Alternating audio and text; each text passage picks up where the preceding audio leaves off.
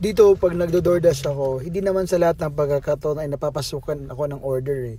So akong ginabuhat, usahay, nagasulat ko og script sa akong mga vlogs, sa akong mga plano, sa akong mga budgeting, sa akong mga groceries, tsaka mga lahat ng nararamdaman ko, lahat ng mga gusto kong isulat ay nagsusulat talaga ako. Especially pag nag-aaral ako, yung mga notes.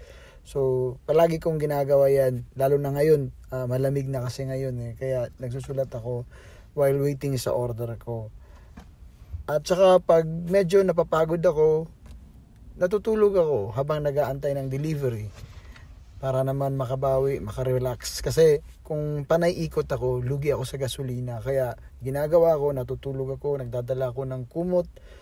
Lalo na ngayon kasi malamig na, so nagkukumot ako para makarelax ako kasi may trabaho rin kasi ako. Kaya eto yung ginagawa ko. Natutulog ako para makagain ako ng energy. Or kaya, yung ginagawa ko is namamasyal ako habang nag-aantay ako ng order. Kasi importante kasi na may paglibangan ka ng hindi ka maboboard. Kasi yung pagdo-DoorDash, pag wala ka pang nare-receive na order, maboboring ka pag wala kang ginagawa. Kaya eto yung ginagawa ko pag nagdo-DoorDash ako. Until next time, bye!